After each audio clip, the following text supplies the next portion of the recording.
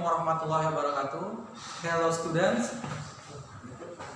Kita kembali bertemu di channel Education SMK Multikarya.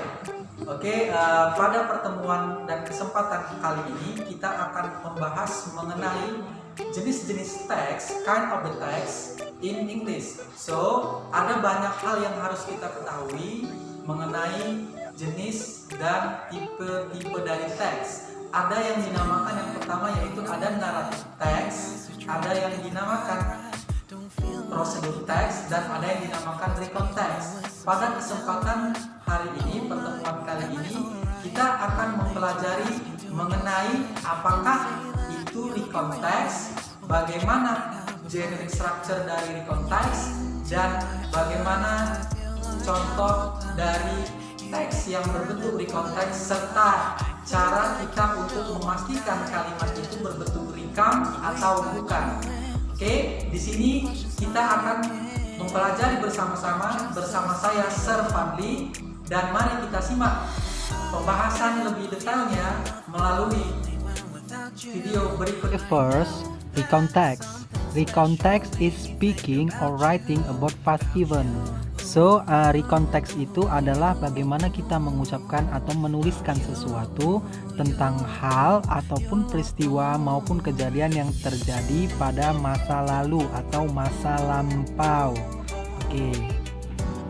Oke, next, some example of recount text are, ada beberapa contoh dari recount text yang bisa kita ketahui di sini. Yang pertama itu the first is newspaper reports, and the second is conversation, and next speeches, television interview, a witness account, and the last one is letters. Oke, jadi ada beberapa contoh dari example of recount text yang bisa kita lihat di sini.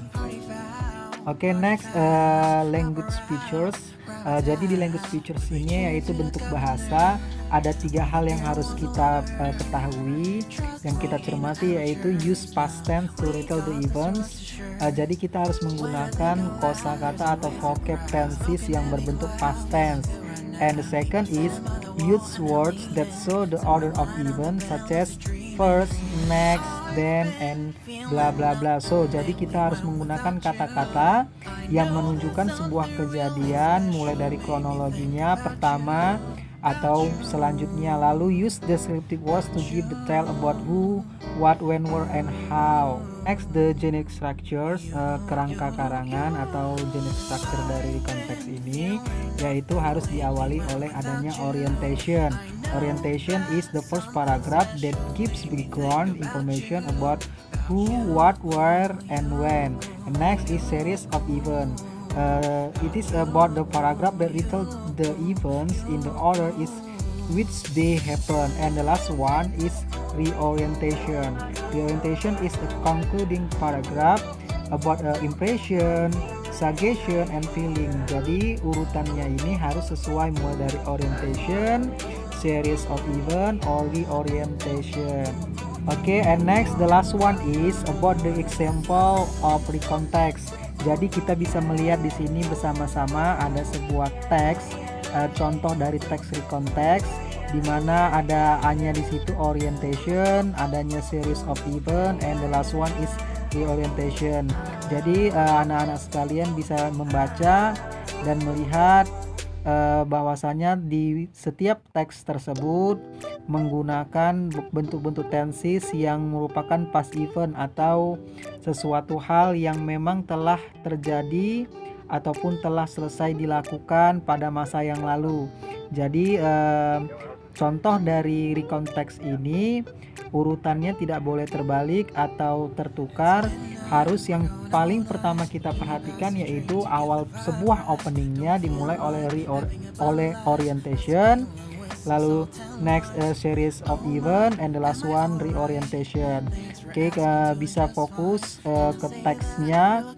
Di situ ada urutan kronologi dari kejadiannya yang dimulai dari one day, and di situ kita bisa lihat di bagian series of event adanya konten dari tentang apa peristiwa ataupun kejadian yang sedang ingin diceritakan oleh penulis agar dapat dipahami oleh pembaca.